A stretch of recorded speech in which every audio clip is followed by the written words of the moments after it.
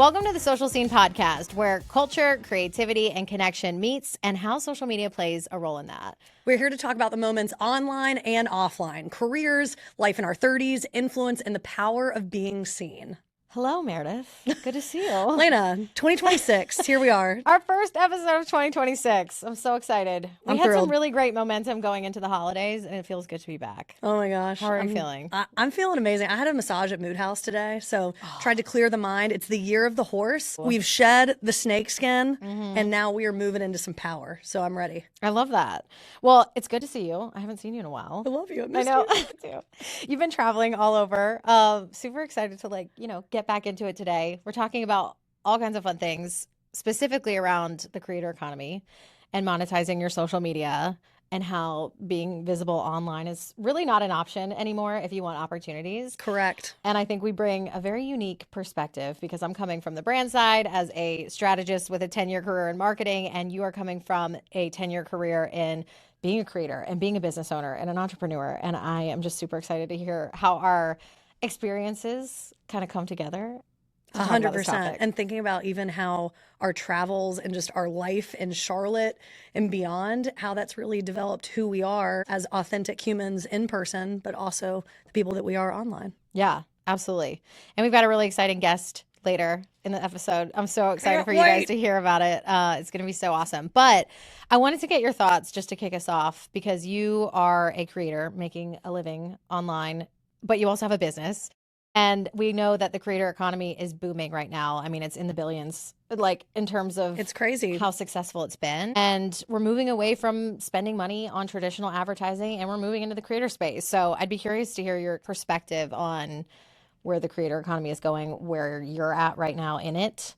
What's the vibe? I am thrilled that a lot of these companies are investing in micro influencers. Yeah. We were talking about that before. There's a lot of different tiers of influencers. So, if anyone who's listening right now doesn't know the different tiers, you have nano influencers, micro influencers, macro influencers, mega influencers, and then you have celebrity status. So kind of goes in that order there.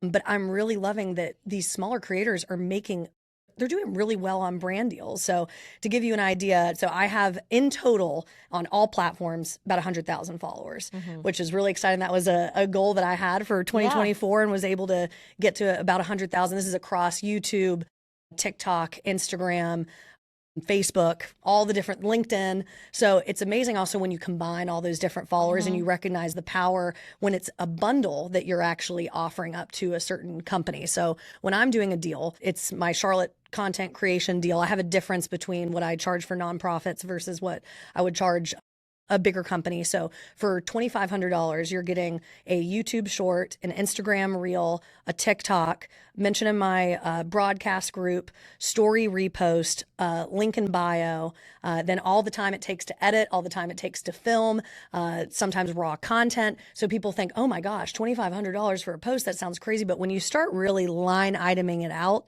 it makes sense what people are charging. Then another one of my clients, she had 80,000 followers and was charging for 4 carousel posts. She worked with a huge brand and they paid her $40,000. Yeah, that's insane. But but it shows you the power. If you're getting an ROI from those posts, it's the best thing that these companies can invest in. The limit does not exist. The limit does not exist. The money that they will spend. I'm coming at it from a brand side, and it's just cool to see that you're embracing your whole portfolio as like what you sell, because people are buying into you and they might not follow you on TikTok, but they'll follow you on Instagram. Right. So you are covering a lot of ground when you offer a package essentially, but I saw some video about a girl who got paid thousands and thousands of dollars to go to Coachella, and people are always like, why are creators making so much money? The amount of work that goes into creating and meeting brand expectations and executing at such a high level, it's unreal. Like, I don't think people really get all the things and that also go into still it. Staying present. So something that's really big for me is I don't want to be on my phone the whole time. I want to be interacting and enjoying the experience and meeting the people along the way, because the stories that you have from meeting people along the way are the most important thing. So when I'm traveling, it's funny that one of my most engaged stories I've ever had is I posted about this woman I met on the plane who was sitting next to me on the way back from Canada on this trip, and her name was Elena. She's from South, very, very South North Carolina. And she was just the nicest woman. And I just kind of told her story, almost like a Humans of New York thing. And that was the most engagement on a story I'd gotten in forever on Love that. Instagram. But it was showing those real life moments of I could have just sat in my phone the whole time instead of engaging with the person next to me. And I'm so glad I did, because she really encouraged me to live my fullest life. And she's in her 70s. And it Yeah. was just so cool being able to learn from her in that moment. But I'm glad that I took that picture in that moment, Yeah. but still was able to stay present going Yeah. back to it, because it's important. Well, that's where the balance comes in, and that's up to you as a creator. People could be just so focused on getting the content and editing the content and turning things Yes. around, which you are very efficient at, I will say. But it is hard to be present and also making money at a social Yes. scene or setting like that. I think give you also props. well, thank you for saying that. Yeah. I want to give you props too, because I think it's actually our journalism background. So Yeah. you went to App State, I went to University of Georgia, and honestly, our backgrounds in journalism have helped us understand how to synthesize a story, Yeah, how so to take true. content really quickly, how to edit really quickly, and also how to really understand someone and be present with them. Mhm. Because when you're a journalist, you also can look at a huge concept and really find the important things you need to highlight. Another thing, I was talking to someone, they'd asked me, like, how do I film stuff in the moment? And something you can do is actually record at this level, your chest level, because it allows people to feel like there's not a camera in their face. Yeah. When you have a bigger DSLR, it's a little bit more intimidating than when you have your mobile phone, right? Just right here at your chest. And it's allowed people to even get, like, my stepbrother just got engaged. And I was recording the video of them announcing to everyone, because I just felt it. I felt like something was coming. Aw. And that's something that's so important to them. Yeah. Had I not done that, no one would have had a video from that Yeah. moment. But I made sure it wasn't all in everyone's face, being like, wow, look what's happening. Yeah, you're not trying to draw too much Draw attention. attention, Yeah, yeah. just in case. I think that's the cool part about being a creator and being able to navigate your own career, because you are someone that creates for brands and you also have a business and you are doing a lot of different things. And so it's not just the money that you make via brand deals. Like, obviously that's one avenue, but talk to me a little bit about kind of how you structure your career and making money, because I do think that that's important. Oh, yeah. And I don't want people to think that, like, being a creator is so glamorized and where you just get all of this money from brand deals. If you could only just try, I think the first step is trying and putting yourself out there. But sometimes it takes years to build up to 100,000 followers, or Yeah. finding your voice, or finding your, like, niche or insight. And I think now we're seeing, like, you are the niche. It's just like, what do you want to be known for? What do you want to talk about? How do you want to, like, actually make money? So I'd be Amen. curious about how you're navigating that. Yeah, I've been creating content for 13 years. 13 years consistently. So when people are saying, you know, you're an overnight sensation, I mean, there's so many lessons I've learned along the way, so many mistakes that I've made. Yeah. And that's what's made me a stronger content creator, and also being patient, not thinking it's going to happen overnight.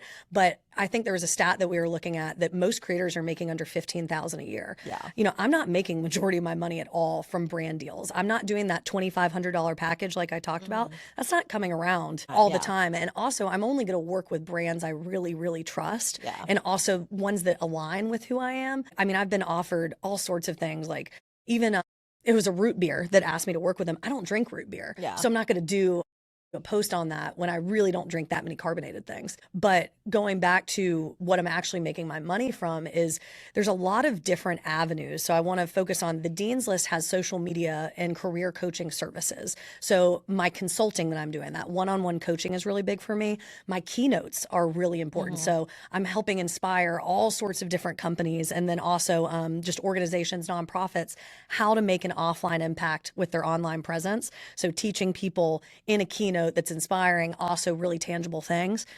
And then also another way to monetize is through digital products. So if you have an online course, that's a really good passive way to make income. But then also there's all the different creator programs. So we got the TikTok creator program. Then there's the YouTube partner program. You have to have at least 1,000 followers for that one. For the TikTok one, for the creator pilot program, you have to have over 10,000 and make videos over a minute long. And then there's, of course, affiliate programs. So I do make commission off of if I link something on Amazon. So right now I'm actually wearing an outfit that is from Amazon. So if people are like, hey, where'd you get that set from? You can link it, of course. And then the other way to make money is through TikTok Shop, where I got my hat. So make immigrants, what does it actually say? Immigrants make America great. Immigrants make America great. I have a bunch of these, but they're all from TikTok Shop. So I can link that in my videos and make commission. So there's so many different avenues. If you only focus on one, the brand deals, you're not going to survive most of the time unless you're just this huge creator. Yeah, as you're building, and I think we talk to a lot of women in their 30s who have built this really great career, and now they're realizing that there's a huge opportunity on social media to leverage their experience and their knowledge and the work that they've done thus far. And so our guest later is going to talk about that a little bit. But I'm, as a corporate girly, I am leaning into social because visibility equals opportunity. This is something that, like, the more you put yourself out there, it's a numbers game. Like, people come to trust you, people trust your recommendations. I mean, curators are going to be big right now, like, just in general, because there's so many options. So if I trust you, you recommend this thing to me on TikTok shop, like, I might be more inclined to buy it because I'm locked in on your going out stories or your travel recs or whatever. So I think people just gravitate towards authentic humans, and whatever you want to talk about as an authentic human, like, those people find you. So when I people trust are all like, your recs. I'm like, oh, that coffee shop, I'm going. Elena loves it. Count me in. well, when people like are authentic and just, I don't know, like, there's so many pieces of advice of niching down. It's like, yes, you do want to try to be known for a few things, but like, you are the niche. Like, anything that you want to do and talk about, like, people will gravitate towards that. They might not care about, they might not be a coffee drinker, but they might be a sports girly. Exactly. So they'll still tune in even if that post didn't directly resonate with them on that day. And luckily the algorithms are serving people's interests that way. Like, I definitely, I mean, you come to my profile, I am all over the place because that's who I am. I'm a multi-passionate, multi-dimensional person. So you're going to see solo traveling for women. Then you're going to see something about human rights. I mean, it is all over the place. So for me, it is very hard to niche down. I would have grown faster as a creator had I picked one niche. So if anyone's listening and they're like, how do I grow really fast? It is if you are the expert in one specific thing. But for me, like, I really want to enjoy it as my personal diary. So I've been okay with that slow growth because there's so many different things that I do want to talk about.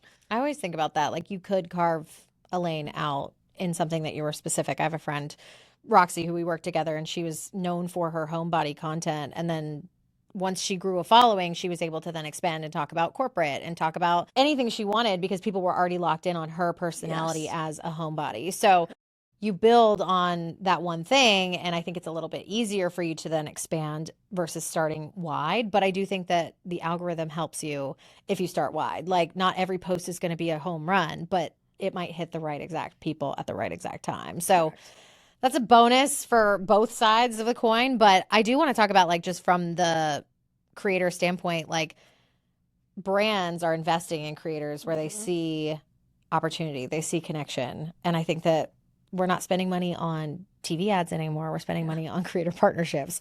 And, like, creators are demanding equity instead of actual payment. Like, Alex Earl just exited Poppy for millions of dollars, and she was advocating for them because she was actually invested in them. And she knew she was going to get a benefit when sales go up due to her platform and her talking about Poppy. Like, she's going to take a piece of that pie. So I think brands are having to, like, restructure and reapproach their content because what a brand could make, like, I think brand LinkedIn pages are dying. People only care about what other people want to say. That's why founder-led content is important, like showing up, showing your face. I want to hear the how you built this. I want to hear the behind the scenes. Who did you meet with? How did you fail? Like, versus just, we launched this new product. Yay, you should download our app. And it's like, okay, and 100%. I tell all my clients, I say that your brand is really what people are saying about you when you're not in the room. And so even testimonials from people just working with you, that is huge. And being able to get, so for example, Bergamot Sunshine, she is someone who's in Charlotte, who's one of my coaching clients. She's doing crafting events for the girlies. And she is just like, I want to get as many people as I can to these events. She wants to teach people how to sew. She wants to help people just get really creative through different things. And she was averaging at about 5 people at her events. I was like, okay, well, here's the formula I'm going to give you for when you're going to start. You're going to talk to the camera. People want to see you specifically talk about this. And so I said, you know, the first part is you got to have the hook. Second part, you got to intro yourself because it's a new person that's going to see what you're doing. Third part, you're answering the hook. So it's the meat of the video. Fourth part is your call to action. So, hey, my next event is at this time, you know, this time, this date. And if you want to follow me for more, this is where you can find me. Her next event that she did had 80 people at it. And it was crazy. I saw her on my For You page. She did that same formula, and now she has all these women that want to come to her events. And it shows you that, she took something that was online, these videos, and there's a need for the art of gathering and community. And I'm excited to go to one of her events. I'm ready to sew.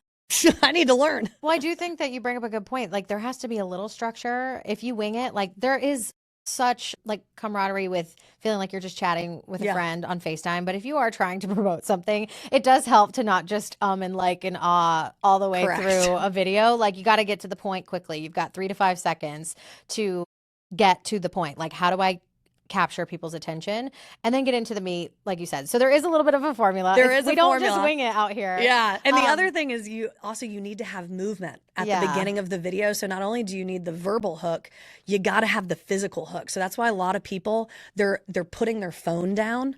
Like, you're watching them put the phone down, like they just have to tell you something right then. Yeah. Half of content creation is human psychology. I'm not going to say half. I'm going to say 90% is human psychology. Yes. So. I mean, the creators that get it are the ones that are seeing the growth that brands are paying to be in front of their customer base. I mean, it's truly an unlock once you figure it out. So for anybody who's looking to go into career content creation or make content creation a part of your career matrix, one of my favorite followers, Janelle, she talks about like how women are approaching their careers a lot differently now that they know that there are other options beyond a 9 to 5. Like, you can explore different avenues, and we need more smart people on the internet. So the more you can share your experiences, the better. And ultimately, like, you're building that trust with people. Like, I think LinkedIn is going to just blow up. I mean, it's already blowing up, but people need to leverage it if they are looking to get further from a business perspective. Like, it's just untapped. Like, 1% of LinkedIn users are posting once a week. Like, if you post once a week, you're already in the 1%. And you're doing great. I need to be better about posting on LinkedIn. I'm trying, Every time I posted on LinkedIn, I've gotten a client or a keynote or a workshop. And I'm like, why am I not? I need to be doing this more often. And even with YouTube, it is, I mean, you look at the guy recently that, that fireplace that everyone has been turning on during the winter. It's a YouTube video of like 10 hours of this one fireplace. How much did that guy make? 1.25 million. Just by letting it roll. Letting that fireplace roll. I tell you what. I wish I would have thought about that. We should have been recording our fireplaces. Dang it. Truly. Well, that's why I think, like, you never know what's going to hit. Yeah. Truly. And if you have an idea, send it. Post it. Yeah. Post the thing. Post it, because you never know. And if it's lame, no one's going to remember it. Like, you just keep posting and keep posting. Something's going to hit. And I think there's this fear of being cringe or annoying. I feel it all the time. And I'm like, oh, I just posted yesterday and I was like this and I want to do something different today. No one cares. No one cares. And the other thing is, these algorithms are now doing a better job of serving you the content you actually want to see. Yeah. So I'm not worried about, even with my girlfriends, I'm like, I'm not worried about you engaging with everything or seeing everything. The right thing is going to come your way. Or you're going to say, hey, do you mind commenting on this and supporting me? Which we do. Which is so phenomenal. Normal. Yes. And it's always nice to have some friends that just get it. Get it. Yes. Yeah. I mean, that was us during the summer when we were traveling in Europe. Like, we have at the very end of the night, we're sitting there posting. We're like, everyone's 6 hours behind us. They'll start seeing these posts while we're posting at midnight. Our nonverbal, like, we're just giggling, looking at our phones, like looking at the content for the day. We're like, are you going to post this or are you going to post that? Like, in our robes, post-shower. Yeah, with face masks on. Yeah, sometimes it's nice when you have a friend who gets it and can kind of help support all of your efforts in that space. But if you are looking to leverage content, it's got tons of opportunity. Like, the sky is the limit. And literally. And even if you have a 9 to 5, like, I love that you're also creating with your 9 to 5, you're doing a great job and it's hard. It's something I did for the majority of my career. I was working for CNN, worked for CBS, worked for Ryan Seacrest Studios, and I had my 9 to 5, and then my content creation and Dean's List services were my 5 to 9. Yeah. So I know the hustle. It's a lot. And then finally I took the leap. And the reason I didn't take the leap probably a little bit sooner is I was afraid of losing health care. Yeah. And, thank goodness for the Affordable Care Act. I had no idea what I was going to do when it came to not having an employer behind my health insurance, which is a problem in the United States. We don't have to get into that too much, but but I think that's one of the main barriers is people are like, I'm afraid to go full time because who's going to support my 401k and my, Yeah, and you can't just not work. Like you I eat traded what a you 9 to kill. 5 Yeah. for a 24/7. Yeah, literally. And I think that for people who are looking to quit their corporate to go into content creation, you're entering entrepreneurship where that's your baby. That's where all of your time is going. So just being mindful and putting in the time and effort and being strategic with your extra spare time. And I think it's important to set goals too and figure out like what it is that you want out of this. Is Yeah. it freedom? Is it brand deals? Is it free stuff? Like it could be a lot of different things. The key is freedom. I tell you what, just like being able to pick up and go wherever I want to go at any time, and then being able to write it off on taxes. That's the other thing, is being a travel content creator. I'm excited. I get to write off my flights. Yeah, that's so true. Really, really nice. Yeah. So I just went to Canada by myself, wanted to spend my own solo trip. First it was part group trip, then it was solo trip, and it's pretty cool. I do get to write things off if I'm creating content about it. I love that. I heard you can write a lot of stuff off if you're like in a ton. Yeah, for content specifically, which But you need a good accountant. yeah, low-key perk. Low-key. Hey, if someone wants to sponsor this, who's an accountant, let us know for content creators. Exactly. Well, I'm just glad that we were able to like bridge the gap between like what the creator life is like versus what brands are looking for and thinking about. We spend a lot of money, and I recommend working with creators all the time, but you do have to find the ones that align with your brand ethos and really what you want to get out of your messaging. And I think that's so important. So be mindful of that when you do post. Keep posting. Keep posting. One of them's going to hit. We promise one of them. Make 3 different versions of the same video. So true. For example, with TikTok Shop, there's a lot of creators that they'll create 3 different videos for the same product with a different hook. And it is amazing. One of them will hit. And I know this one creator, they made $30,000 in a week. Insane. Just from talking about these amazing fleece line leggings. And it worked. And it was funny. The one that worked for me was the one where it looked like she wasn't wearing anything. It looked like, because they're so close to her skin legs, tone. yeah. So I was like, whoa, is that woman naked? No, it was just the fleece line leggings. But it caught my attention. She was smart. Yeah. And then you could see the other 2 videos. It didn't look like that. So very interesting. Got to catch people's attention. You got 3 to 5 seconds. I'd say less. I think you have 0.5 seconds now. 0.5. I really think that the way that we are moving from emotion to emotion, and you are just scrolling, you got to get someone's attention less than 1 second. Yeah. Just my opinion, my humble opinion. I saw some podcast episode title, and it was like short form videos are frying our brains. And I'm like, it's true. It's doesn't changing the way surprise our me. brains are wired. We'll have to get into the science of that on another episode, I think. Yeah. Yeah. A huge part of the Social Scene podcast is we want to highlight incredible women who are doing big things online and offline. So thrilled to have our first guest for 2026. We have the Shannon Evans. Wow. At Made by Shannon Evans. And y'all, I mean, you probably have seen her on HGTV. She's been on so many shows. She's a DIY builder. I mean, she does it all. She's also a Dean's List client. Very honored to have you as a client. But thank you for being here with us today. That's girl, a huge hey. honor. Yeah. First one of the year. Starting off with a bang. Start So off with a strong. bang. Starting off Amen. with a bang. Well, for those that don't know you, Yeah. tell us just more about the shows that you've been on, how you've been building your career. Oh man, that's a big question, huh? It's been years in the making. I think even from a small, child, I've been building something. I've always known there was a part of me that was going to be a builder in one capacity or another. I don't know. It's funny coming across like a title like DIY expert, home improvement expert. That is where my passion lies. It's in making people understand their homes and learning how to do things around their home for themselves. So that all was always kind of the core of who I was. I loved people. I loved connecting with people. And then that purpose kind of collided with my passion for DIY. And now I feel like I'm so lucky to be in a position where I can resonate with other people and empower other people and just be in what I'm doing. It's just wild to me. So yeah, my most prized collection of earnings would be HGTV. I mean, that is, when you're someone like me who's in the home improvement world, that is the top of the mountain, right? I can remember as a small child being like, wow, HGTV, like Trading Spaces. That's where I began, right? Trading Spaces. Like meeting Hildy. Do you guys remember? Like meeting these celebrities in my world were people that were designers and builders. And so from a small age, HGTV was like the top of the mountain for me. And then doing Rock the Block. And then Rock the Block, which is on HGTV, and Honest Renovations, which is on Roku with Jessica Alba and Lizzie Mathis. 2 girls again, empowering women. And being on Ryobi and doing their channel. You also have a new accolade that's pretty big. Oh yeah, a Wayfair creator and HGTV creators. Or I'm sorry, Home Depot creator. And Home Depot, Yeah, I'm like, yes. gosh, there's names.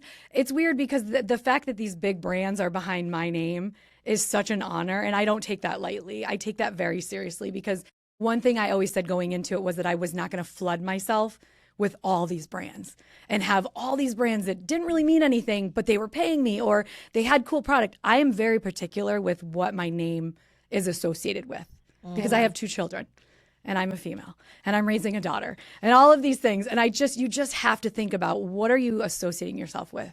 And I think that's so great for us to switch into talking about the creator economy. And that's why we started working together is you need to monetize on all these amazing things you've been doing. And you have this foundation for your career. And it's almost like working backwards. So I'll kind of switch over to Elena with talking about the creator economy side of those things. Yeah, I think it's so cool because people are now realizing the potential of social media. And we've said it before, but it is kind of the lowest barrier to entry for marketing yourself. And you've built a really impressive career. And it's like so cool to see how far you've come. But there are a lot of women in your position who are kind of retroactively leaning on social to get the word out or even just to talk about what you do. And I think social is like the new resume. I mean, what's your experience with kind of building your career thus far and then having to kind of retroactively share insights and share everything that you've learned? What does that look like right now? I mean, it's funny because you do see the success, right? Like I'm highlighting success right now. But there were years of not being sure how to show up or not being sure what it was that what should I be creating? How should I? But one thing that always stayed true to me was I kept with my core of saying, I love what I'm doing and I love people. And that's authentic. I'm not out there pretending to love what I love. I am 100% passionate. You want to talk about wood? We will have a conversation that'll have you jumping up and down excited about wood because I'm that passionate about it that I am infectious about it. Yes. And that I think a lot of creators I see, I'm like, I can tell when you're really deep about what you're talking about because it's almost like a disease that I get. Like, I'm like, okay, that's a little infectious. But it's also really cool to see a woman who's in your space doing the building, and you're talking about using power tools. And yeah, it's so cool. And something else that's really big is you've helped widows. You've helped people where, traditionally it was the man doing a lot of these things around the house, and you're empowering them to learn how to do it on their own. I mean, I think about, I don't know how to do anything in my house. And I'm like, thank goodness I have this woman as a client too, where I'm going to be able to learn from you. But I just love the way you're empowering so many people and teaching them these skills that are truly essential. But we don't learn these things. Sure. I mean, it's all how you grew up too. I think I grew up in a world of yeses. There was never a no about it when it came to creating, when it came to doing, right? It was never like, oh, I don't know. Let the kids make the mess. Let the kids try because honestly, that's where it came from for me. And I think a lot of people, like even now people will say, oh, that's typically not where you see a female. And I'm like, you don't? I guess now it's more visible to me that there aren't a lot of women, right? Like in my world, I was like, I thought everyone just did this. I guess that is kind of weird, right? Like, yeah, that is weird. Well, you and Melissa Harriet, who also is a Dean's List client, but she was the interior design side, and then you're the builder side, and you all were the first female group to compete. I mean, that's huge in itself. I know, huge. We love to see it. And we never want to be. We always say, like, I say I was the first, but I certainly don't want to be the last. Yeah. And I'm not. I know that. I've paved the way. They saw that it's okay. They saw it's normal. And I don't think anyone didn't see it as normal. I think it's just about when you have something and you have this gift and you've got a block in front of you of, gender identifying that role. That's silly. If people would just stand up and not put gender roles on things, I think there would be a lot more people that would find their passion quicker. Yeah. It's just so many things are like, oh, that's a female role. That's a male role. That's got to stop, right? Like that has nothing to do with what I'm doing.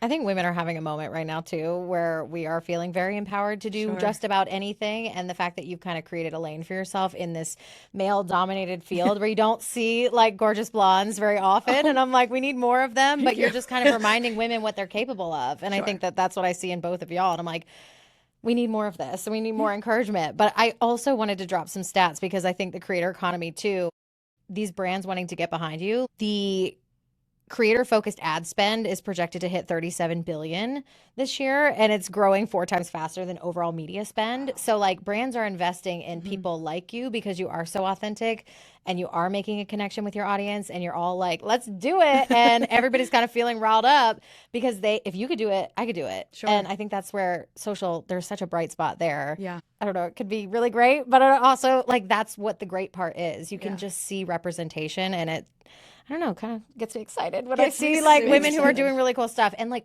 sharing the stories too. It's not just, I did this, you should try it too. It's like, here's how I got here. Here's like what I can share. Or here's my insights or my expertise. So it's just very cool to see brands investing in people like you, because you're way closer to the end user at the end of the day. Like they're going to trust your recommendation over Home Depot's any day. No offense to Home Depot, but I don't know. I think that you're connecting with an audience that is craving that information. Yeah, I agree. That's what we had talked about too, is you have so many of these tools that you're using every day. So Ryobi is behind you, which is a huge name in tools there. And even you think about when you're going through the aisles at Home Depot, you're like, I use this and this and this. And it's so perfect to have you as now one of their creators, because you're going to create the best user generated content from the tools that you're using every day. And it's like you're saying, it's authentic. I think when people see me, again, choosing to position myself in a way that's not showcasing me with another brand because it was convenient. I am very intentional in saying, if I'm doing anything, it's with Ryobi tool. It's not because it's convenient for me and it just so happens to be what's there. Even when you watch HGTV, I'm using Ryobi tools. And that easily could have been switched, right? But then is that really staying true to who I am and the message I'm sending? And are people going to trust me? There has to be you have to be a little bit intentional about what you're doing and how much you're selling. I almost think of it as like when pyramid schemes came out and people were selling everything, and then they would sell the next product and the next product and the next product.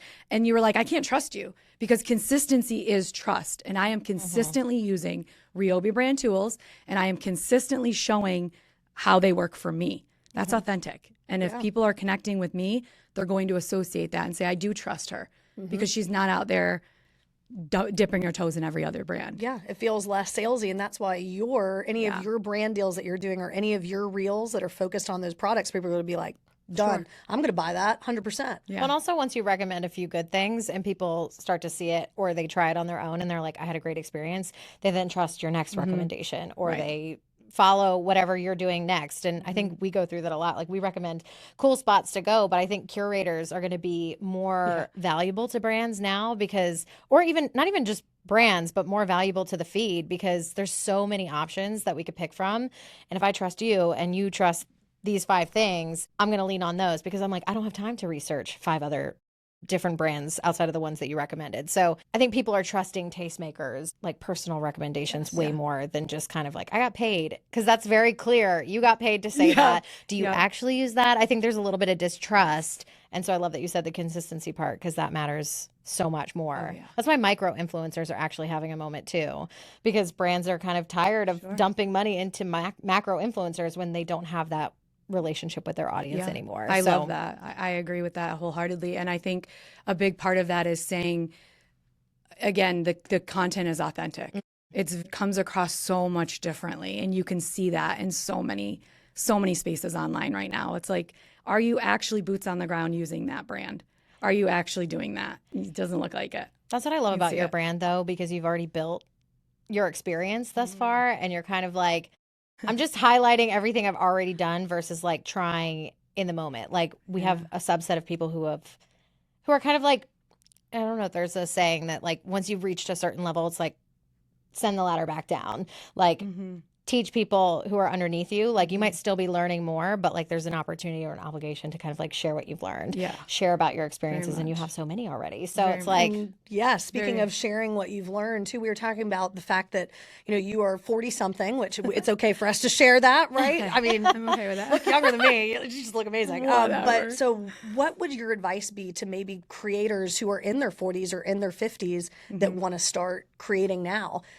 Yeah, I feel like it's so important, because there are more creators. It's a saturated space for women in their 20s. What about folks who are a little bit older? I think if nothing else, when you hit about your 40s, you know who the heck you are. You know more about yourself. You've gone through, whether it's heartache, whether it's pain, whatever it might be, you've gone through the motions of life in a different way. Not to say young people don't get it, but when you're at this age, you've gone through things that allow you to step out and be more comfortable with yourself. And I think that is the most beautiful thing about my friends. Even now, like, we're so comfortable with who we are because we're like, we've already been through the years of the insecurity and the making friends with people you didn't want to be friends with because you just wanted friends, you know? I'm very particular now, and I feel a little bit more confident. And I think if people would just take that feeling and let that guide them, let that be their guide in saying, what is it that I'm passionate about? Why do I love myself? And then just kind of put those together and make that content. Don't overthink the content. Don't make it perfect. Do not do your hair every time. Do not do your makeup every time, says the girl who's in hair and makeup right now. You have to show up as you are, as you look at yourself every day in the mirror and say, I love who I am because I've done all of these things that hurt me or help me grow. Like, take that and let that be your guide and that platform and that root of who you are. Don't try to create a new person. You've got something. Like, everyone has that piece of them. And I think so many people at the start in the younger years, I'm glad I didn't have the access to social that I do now in my 20s, because I feel like I would have shown up how I thought the world wanted me. Now I'm like, I'm going to show up how I want me, and then the world will want me if they want me. And if they don't, that's okay too. Not everybody's going to say, I love that girl. I love her and I love her content. That's okay. I'm still who I am. That's the part of it that I have to live with every day. Yeah. I'm not showing up and being like, I'm going to sell whatever it is that I can sell. No, this is who I am. I love women in their 40s, man. We are so unforgiving. It is so hot. It is the best. It is the best. I'm like, you are bad. And we have you to look up to, though. I think that's the cool part. And like, maybe the girls in their 20s are looking up to us. We're looking up to you. But like, if we can kind of pass down that authenticity, like the more we see it, the more comfortable we get showing it. And it's just a very cool thing because we need more women like that. Amen. And we're going to be able to look back at this episode maybe at the end of the year too and see your growth even with your own social. I mean, it's incredible. So we're just so grateful to have had you here on our podcast on the social scene, and excited to see your success, and we're going to be cheering you on. And I'm ready to go install some wood panels on my place. Of course you are. Yeah, I need her to come over ASAP. I need a lot of help. Yes, if you guys need any install help or any tips and tricks, that's your girl. So I'm your girl for that, for sure. I love helping people. Do you have a call to action to anything that people can go support you? I definitely want people to obviously follow me on social, because through that you'll see different things that I'm doing, where I'm showing up and doing public appearances or being able to actually interact with people. I have such a way of connecting with people that I'm proud of, because it is so real to who I am. There was a lot of younger years, where I felt unseen, right? Like, that was younger. But now that I'm older, I feel like I can see people and meet them where they are.